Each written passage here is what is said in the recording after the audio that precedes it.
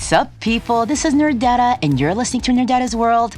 And today we have a special treat for you, for all of those He-Man fans. Today we're going to be talking about He-Man, the cartoon, and the movie He-Man, Masters of the Universe, and see the differences, what we loved about them, what we did not like about them. Did it do justice? Did we have fun watching it? We're going to see. Now, everybody knows that, we are going to be talking about this amazing fantasy hero from the 1980s. He-Man was the most powerful man in the universe.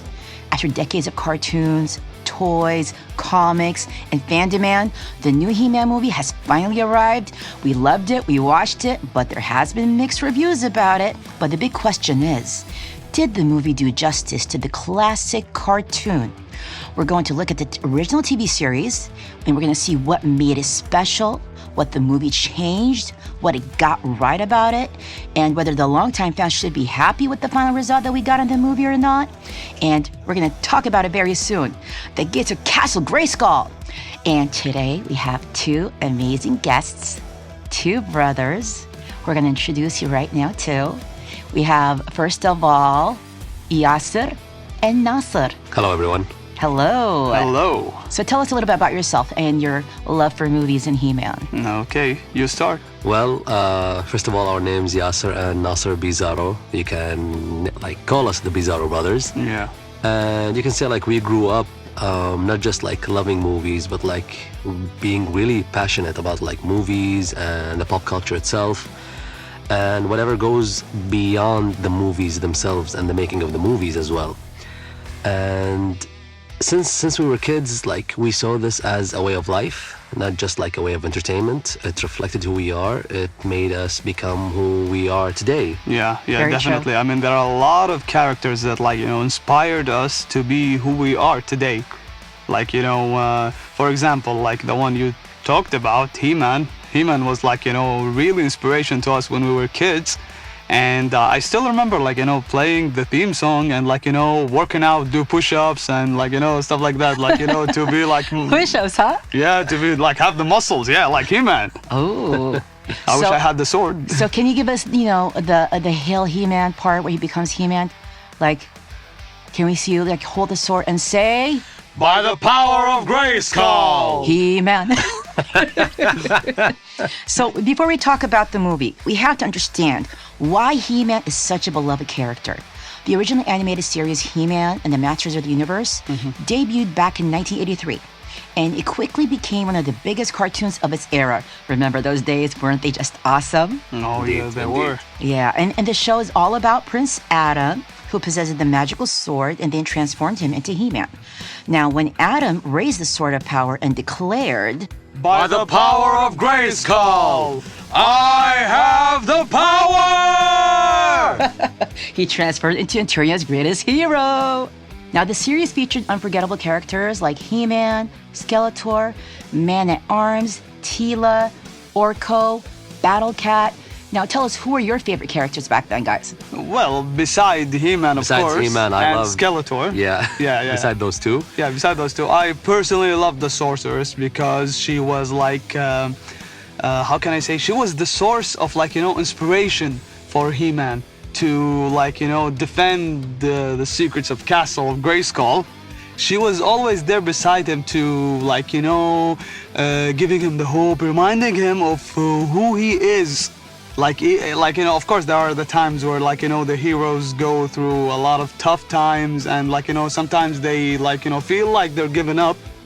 There is this character, that someone, that actually comes in and, pops up, be the spark, relight the spark inside the hero. I would say Gringer, the Battle Cat. Gringer. I mean, come on, when he's, little, he's cute.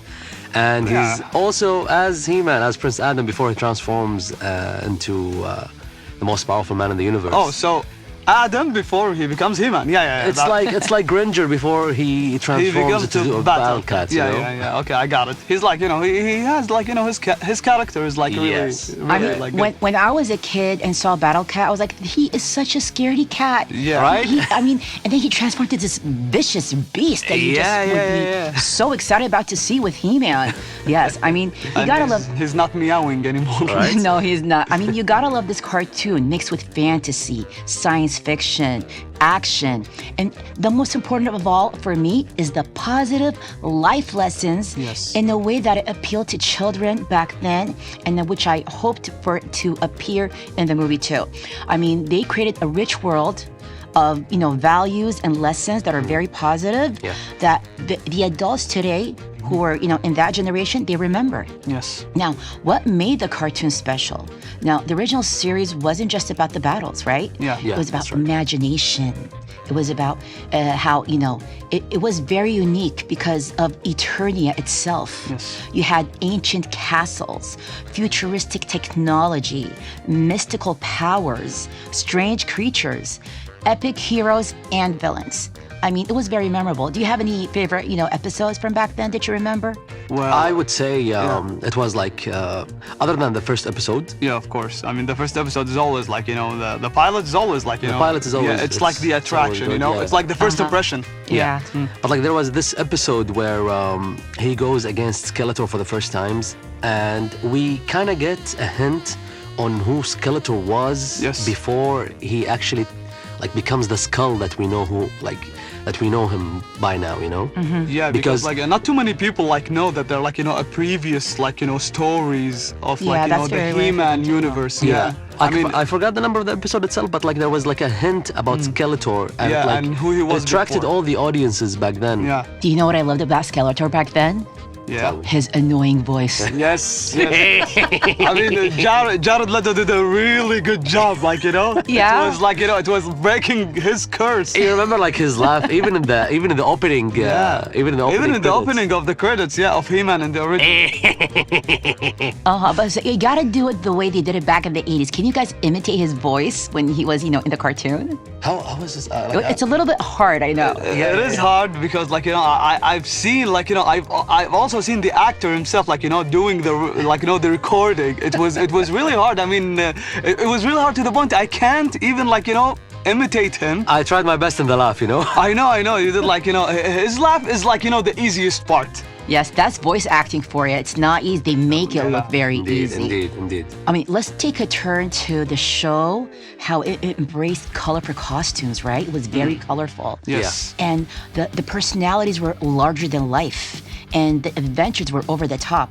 I mean, and Skeletor wasn't just evil. He was funny, right? He was funny. It was like actually even back then, like you haven't seen a lot of villains that has A comedic side. a comedic side of them, a that's funny correct. side of Yes, them. that's very much true. And they actually did justice to this character in the movie. Yeah, Because like I thought it's gonna be like a pure villain, like all the other villains that we now watch in movies, And that has especially- a lot of depth. Yes. And the beautiful thing about like Masters of the Universe, the movie, they made you love the main hero, the And the antagonist, and the protagonist as well. Yes, yes. That's the beautiful thing about it. I mean, for me, the only thing that I can critique is I really wanted his voice to be like the original cartoon. It was a little bit too deep for me, but I mean, that's just, me being picky. But yeah. And I mean, you gotta love this show because what it does is always shows you the good always fought evil. Yes. And the friends were always standing together. You saw a beautiful journey, yeah. Yes, Yeah. and heroes inspired courage. I mean, all the positive values in this Lessons, TV yes. show are endless. Yeah. Endless. And it's something that we don't watch, like we don't have nowadays. Today, Nowadays, yes, yes. I mean, I loved everything about it. I mean, it truly did raise us as children back then. Yes. Indeed. Yes. And I yeah. love like the fact that He-Man and the Masters of the Universe was created by mistake. Yes.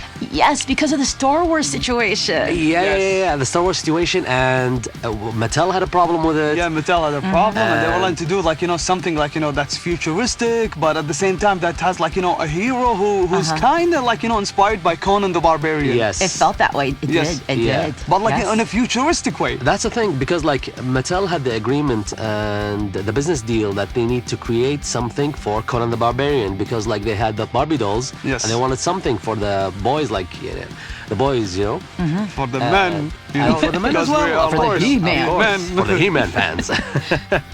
And then they had a problem because Conan the Barbarian and the company itself, they canceled the deal. Yeah. So they're like, so what are we gonna do with all the sketches that we have for the character that we created?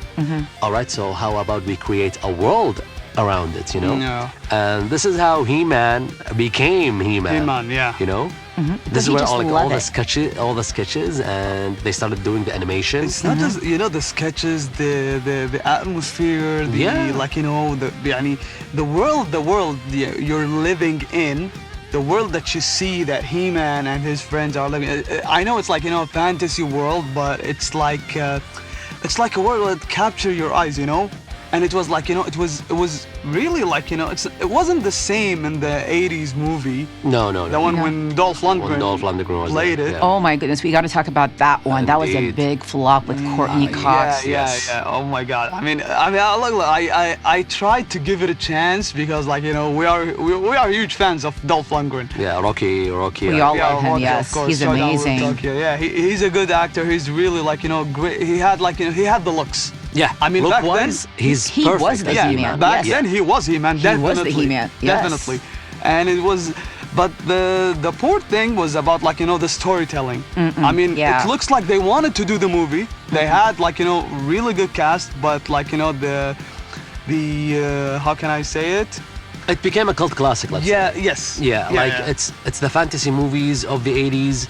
He-Man, Master of the Universe, Excalibur, Willow. Never-ending Story, Willow, all of these things had the same vibe, Legend. My heart. Those movies are amazing. Right? Yeah, Right? yeah. It had a specific vibe. Labyrinth. Labyrinth. Oh of gosh, course. we got to do another episode later about Labyrinth because Please. I adore that movie. I can like literally time, sing next all time. the songs for you now. Oh, you remind me of the Babe. Power of Voodoo. Who do? You do. You do. Remind me of a babe. We took a side turn here, yeah. I know. Yeah, so definitely, yes. And let's see, now we're going to go fast forward to 2026 with the movie. Yes. The new He-Man film. It definitely faced a huge challenge. Sadly. I mean, how do you modernize a property from the 1980s without losing what fans loved, right? Yeah. Yeah. Today's audience was expecting, today's audience, not the, not us, the older generation, The newer generation. the newer generation, they love darker storytelling. They want more realistic characters. Yeah. They want bigger visual effects and emotional depth. And most people know they're looking for realism more than fantasy. Yeah. So the filmmakers, they had to balance between the nostalgia with the modern filmmaking Yes. to, win both audiences. All right. Now, the movie expands Eternia's mythology and places greater emphasis on Prince Adam's personal journey, as we saw in the movie. Yes. And instead of simply becoming He-Man and saving the day, the film explored what it means to be worthy of such an incredible power. That was like one of the best like messages that we missed. I mean, looking at this character, like since he was a kid. And then, like, growing up, becoming, like, that, like, what happened to Eternia. And the storytelling, I mean, the events, how, like, the scene after another, it was, like, really good in a way that made us, like, like, me and Yasser, we love the old movies. I mean, we grew up watching the old movies. So when we watch, like, a new movie that, like, go through the same pattern as the old ones, it like it gave us like hope that like there is still hope in cinemas. Yeah, like I really missed seeing a movie that we see the main character struggles in the beginning, and then midway the movie we see that how he discovers his powers. Because usually nowadays, whenever we see a movie that talks about like a specific superhero or anything, we don't actually see him discovering his powers Yes. and discovering himself, we just like watch a movie when he figures out his powers in a fast-paced kind of thing. Yeah, and it's supposed to be like, you know, funny. I don't Yeah. know why they always like add the funny thing, even like serious characters, they add like, you know, they have to add like, you know, funny stuff to them so it can like, you know, be like... You mentioned earlier that today's audience, they want something, let's say, gritty, they want something realistic, they want something dark. Yes.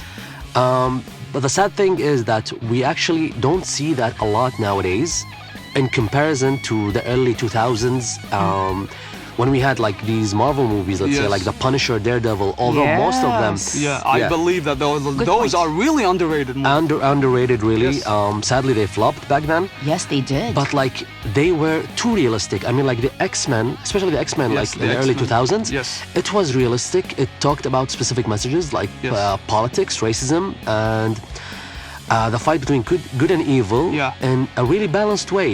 And this is what actually Masters of the Universe gave us. It Okay. gave us a really good balance between good and evil. That's true. It gave us like whatever we miss nowadays in today's world. We're not seeing back then movies raised us. Yes. They did. They Yeah. did. Nowadays they are not raising us. They're just focusing on Making like, you know, the money, making the profits. making the money, making the profits. It's not actually like it doesn't stick to the audience.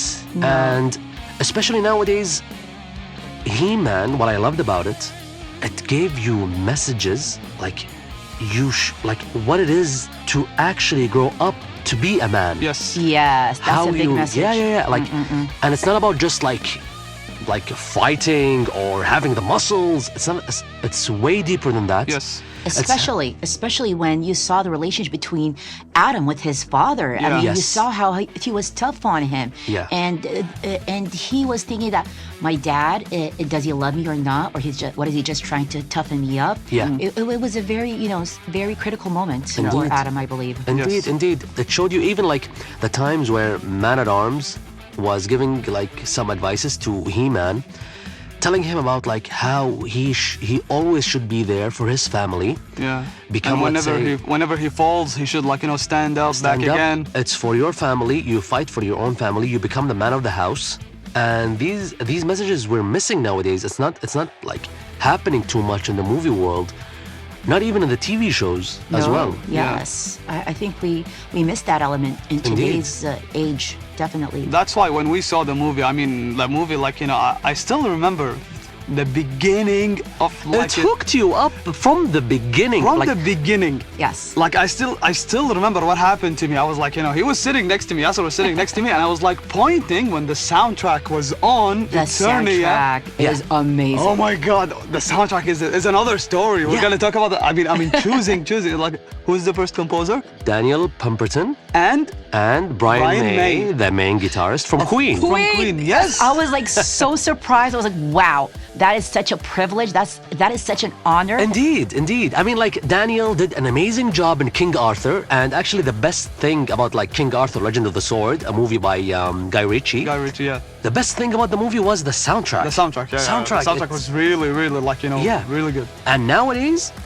whenever we hear soundtracks, you just listen to Hans Zimmer. That's Zimmer, it. yeah. I mean, Yeah. like, John Williams just composed a soundtrack for Disclosure Day Yeah. for He Steven did, Spielberg. He did, yes. And we're not hearing anything about it. Nobody talks about that. Nobody Yes. talks about it, but like when Hans Zimmer, I love Hans Zimmer so much. Yeah, of all course. of them. All the Like, respect for all Hans Zimmer. respect for Hans Zimmer. Big What's your favorite soundtrack for Hans Zimmer? I know that people would say that Interstellar is the best one. Yes. But I would go for Days of Thunder. Yeah, Days of Ooh, Thunder. that's a classic. That's the one. My number one soundtrack that Hans Zimmer composed is Bird on a Wire. Yeah, that Bird on a Wire, a movie by Mel Gibson and Oh, I Goldie see Hawn. that one. Goldie Hawn. Yes, Yeah, that You movie. guys know your classics, definitely. Yeah, that movie is like, to me, it's like one of the greatest movies, underrated, no one knows about it, Yeah. and the best soundtrack that was composed by Hans Zimmer for me. Indeed. I said it. See, Yeah. I never knew that Hans Zimmer did the Bird on the Wire one. I never It knew looks that. like it's so close to Rain Man. Oh, okay. Yeah, it's like it has the same vibe of Rain Man. Yeah. And Dune had a soundtrack because Hans Zimmer like composed it, and F1 had a soundtrack because Hans Zimmer composed it, Yeah. and whether you like it or not, you will hear it everywhere in the world. But like, what about the other movies? Yes, You the know, other like, movies. I don't remember watching a movie that had a really soundtrack that like you got hooked on. Yeah. Whenever you watch it. It was very like very long Maybe time. maybe the Batman where Matt Reeves directed it. Yes. Oh the my Batman. gosh, Danny Yeah. Elfman. Yeah. Danny Elfman and I mean, even they the are new one. iconic. Yeah. Definitely. I mean, we need new composers today that can be as iconic as these composers. Yes. We truly do. Yeah. And Daniel- He-Man started with that, I believe. Yeah. Daniel Pemberton and Brian May did an unbelievable job when it comes to creating the soundtrack, bringing the choir. I mean, I had an expectation. Yeah. But they exceeded it, to Yeah. be honest. Like they what- definitely yeah. exceeded the expectations. When we heard that Eternia, when it started in the movie. yeah, like whenever we heard that He-Man Masters of the Universe is happening and it's coming to theaters, we actually didn't have high hopes in Yeah. the movie, Yeah, I honestly still- I speaking. still Oh, remember. really? Yeah, because we thought it's gonna be like the new Marvel Generation, movies. yeah, the new generation movies. It's not gonna give us like the It OG won't be unique. He-Man. Yeah. It won't give justice to the old one. That's what we thought. Okay, so All right. it did deliver as you expected, It as actually you wanted. exceeded. Exceeded. It Exceeded. actually exceeded. Okay, Yeah, that's yeah. good. We had expectations, but Yeah. we didn't actually expect that much. I mean, swear. Look, when it comes to movies, Yeah. I'm an emotional guy. All right, I'm Me telling too. you, yeah, Me too. I'm convinced. I'm giving it like a full confession to the world. Yes. I'm an emotional guy when it comes to the movies. Yes, so there are specific movies that when I watch or when I hear the soundtrack, I tear up. It makes me cry. So Me you're very too. passionate about it. Yes. Thank you. Yes. You said it. Masters of the Universe gave me that. Cool, very From nice, the very soundtrack. I mean, like, how other than many the scenes? Goosebumps, Yeah, how many scenes we cried on? I mean, like, man, it's nice. You guys cried, really? actually we did. Actually, we did. The transformation scene. The transformation scene. Oh my This? God, that scene. Oh, that scene was epic. I swear we screamed. I in got the cinema. goosies. I Yes, got goosies. same I was here. like, it's finally happening. It's I can't finally wait. happening, and it's in a perfect way, you know. And the soundtrack. The soundtrack no, when no, he no. transformed. I mean, he portrayed He-Man perfectly. Indeed. I mean, that was a perfect casting in my Indeed. opinion. It was. Indeed, I mean, indeed. We didn't know. I mean, to be honest, I didn't know the actor before He-Man. Yeah. I mean, saw I- him on Amazon Prime's Cinderella for the first time. Ah, yes. He Oh, was the one. Camila Cabello, he was the prince. Ah, okay. Yeah. It was the That was my prince. first time watching him act, and he can sing. Yeah, he can sing too. He did. Yeah. He did release the Chief Detectives. before Yes, he She-Man. was Yeah. with them. Yeah, he was with with Jack- them. yeah, Yes, yeah, with indeed. Hugh Jackman. Yeah. I think those are the only two movies I've seen for him. Yeah. And I think He-Man is his breakthrough movie, even though it Actually- flopped at the box office. Sadly, I have like I don't know why it flopped. I think because mostly people think that it's actually like the other Marvel movies. Yeah. I have no look, idea. Let's I talk know- about the positives first. Okay, Yeah. first Yeah. let's talk about the positive. All right. The movie finally gives Eternia the cinematic treatment Yes. that the Yes. fans have imagined for decades. Indeed, All right. indeed. And Castle Grayskull looked amazingly It looked beautiful insane. and Yes. massive. The battles felt epic. Yeah. The battles were like top notch. I mean, Yeah, I yeah, yeah. felt Fight choreography. yes. The directing of the fights. Nothing actually was like boring from the first fight to the last fight. Exactly. I mean, both the characters. I mean, the good characters And the and bad the evil characters, characters. yeah. They did they did really good job. Portraying the characters. the the slow motion scenes in a fight. Like I don't remember when was the last time we actually saw a Enjoyed. slow motion. Yes. A slow motion sequence in a fight. You know. And you enjoy it. Yes. Is it like from The Matrix last time we saw something like But that? most probably. Yeah. I think so, yeah. probably from the Matrix. Yeah, I mean, the movie kept the iconic presence of the characters. Yeah. And it wasn't that threatening, to the cartoon counterpart. Indeed. So yeah, it was for me. It delivered. It delivered. It actually delivered, Definitely. and it gave pure justice to the cartoon. Yeah. And the script was beautiful. It The was script, really yes. well written. Yes. It was very, very good. Even like because like most probably like movies nowadays, it's hard actually to give a proper comedy Yeah. to a movie without it being boring. Yes. Yes. This one was actually funny. Yes. Even in the serious scenes, whenever you hear a funny side or a funny joke in the movie, it's actually it makes sense. Yeah, it makes sense. It's in the right place. It's in the right place. Yes. Yeah. Because like nowadays when we watch movies, the jokes are all over the place. Yeah. It's not standing actually in a like in a proper way. Yeah. And it's really, really. It's not fun. It's cliche. Yeah, it's cliche. I mean, they liked it once in a movie, so they wanted to use it in every movie. Yeah, it's like now it became the blueprint. It's like what we watched in Thor: Love and Thunder. Yes. You know. So we can thankfully say that the movie largely embraced the weird, the comedy, and the magic and the nature of Master of the Universe that we know as kids from the cartoon. That's right, Yes. especially when it comes to fantasy. Yes, Fantasy. it definitely embraced that. That's fantasy in a top-notch way. Especially the last scene. Did you notice how they did the same laugh as the cartoon? Yes. Of course. Yes. I was like, they were doing exactly like the cartoon. Yes, yes. With the original theme song in the back. Oh my gosh, that was like Allah. When I You was, know, we actually were waiting for that theme song to be played. oh. He-Man, dun, dun, dun, dun, dun, dun, dun, He-Man. Yep. I just it always runs in my head. For the honor of Grayskull. I mean, I feel like I was the only person in the theater who actually, You shrieked. raised your sword up. I raised your sword. shrieked Yes. when I saw, the original He-Man, Dolph. Oh. Yeah, I was Yes, like, yes. yay! I was like, yay! He's Yes, That was a good actually, cameo. we clapped in the cinema. Me we too. did. Yes. I was like the only one clapping. I was like, I wanted to tell the person, this is the original He-Man. This is the original He-Man, yes. I was like, this is the original. He's just a kid. I didn't want to scare the parent, honestly.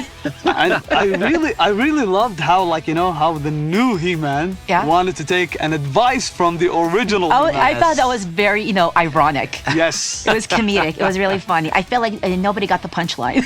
No one, Indeed. definitely No. Yes, they didn't. It was very, very entertaining to watch this movie, definitely. Loved every single part Now, of it. but what are the differences do you see from the original cartoon? Okay, let's see. We didn't see everything exactly identical. Yes. That's right. This was what do you think it was a little bit more serious than the cartoon? I didn't see it that much of a difference, honestly, because I felt the cartoon back then was serious and had small scenes with comedy. Yes. And but the cartoon was a little bit more fun and lighthearted, definitely. Yeah. Yeah, of course. I mean, it was mostly because they wanted the kids to watch it, watch and to be more suitable. Yeah, for the and kids actually more than- it was actually a mix between because look at the animations back then. Yeah. Let's take it back from the 60s all the way to the mid 90s. Yeah. He-Man was actually the middle one Yes. between those. Between those, Yeah, yeah. because it had the animation was kinda similar. You can see it developed a bit, but it's kind of similar to the 60s Spider-Man and the 90s, let's say X-Men and Yeah. Spider-Man from the animated series from Marvel. Okay. And it's way different, although He-Man and Thundercats came kind of near each other when it comes to the 80s. But Thundercats had a Japanese animator. Yes, so that's that why made you it- will see it way different, way detailed. Yeah, and it's better in the animation one. Better in the animation Yes. because the Japanese anime had specific parts working and on they were Thundercats. very ahead of their time. Yeah, back then. and when it comes to He-Man and the animation back then, it actually did amazing when it comes because it's really hard, and because just letting you know, guys, not just a movie fanatic, an artist as well. So I know it's really hard back then to portray the lights and the magic swooshes and all of those. You cannot just paint those back then, Yes, you have to draw every Yes, second of it. I can see what you're talking about. Yeah. Yes. And the light, the magic, the fantasy, how he transforms. This needs a lot of work. It's more complicated than it looks. Yes. Way more complicated. Way more. Yes. It's not as easy as now. Yeah, because of the CGI and Yeah. computer generated imagery Indeed. makes it a lot easier. Yeah, and back then, put something in mind that was hand drawn. Yes, it You was. know? That was the artistic part about it. That's the thing. That's the thing. And it should have been back then. It was simple and beautiful. Yes. That's what we loved about it. Yes. It attracted the eyes of everyone who watched it. Even when you watch it nowadays, it still actually stands the test of time. And they made When you watch it, you enjoy it. Yes. I mean, they did made a lot of cartoons and animation movies and shows for He-Man. Yeah. I would say it's this one and the last one, Revelation, I think. Yes. It was good, but I don't think that they got the proper marketing, Yeah. the marketing that they that they deserve. Yeah.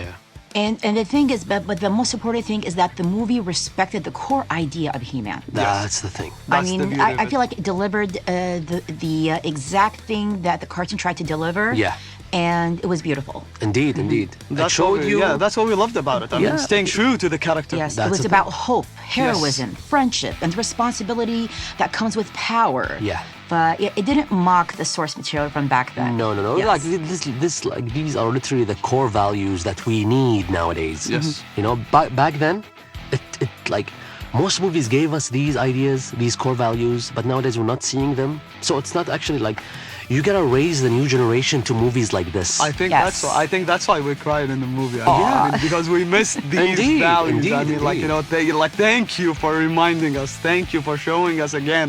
Yeah. Okay, before we wrap up, we have to talk about the after credits scene.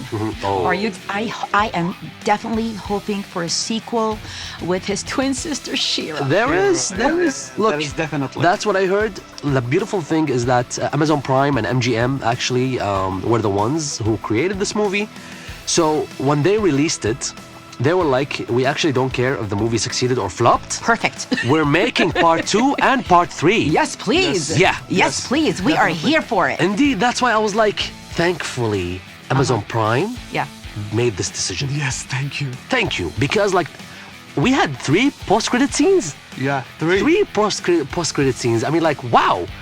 I actually missed, like, when I watched the movie, I'm like, there's a main character I haven't seen there. Orko, where is he? Where is Orko? Yeah. Where Maybe is they're going to Orko? be the sequel. He is. He actually showed Yeah. up. He showed up in the post-credit scene. And She-Ra. Yeah, She-Ra. She-Ra. She-Ra. She-Ra. Da-da-da-da-da-da. And Skeletor is back. I'm here for the females. Yes. Yeah. You're gonna have Oh, a gosh. proper female character Yeah. that really shows you courage. I mean, we still. I mean, am we- super we love- excited to find out who they're going to cast, honestly. Oh Yeah, the yeah. casting Yes, thing yes. is gonna be. Indeed. So- It's gonna be hard. So before we wrap up, I would like to, ask our audience, tell us about, did you enjoy the new He-Man? Did it, live up to the legacy of the classic cartoon for you? Or did you prefer the original animated series? Or did you enjoy the modern interpretation? Let us know in the comments, and let's hear your ideas about them. And if you enjoyed this episode, please don't forget to follow, share, and comment. Until next time, we're going to say it again. By the power Of Grayskull, I have the power! Thank you, Yasser and Nasser, for being here. We had such a blast recording this episode. It was a a pleasure. pleasure. Yes, and thanks everybody for listening to Nerdetta's World. This is Nerdetta signing off.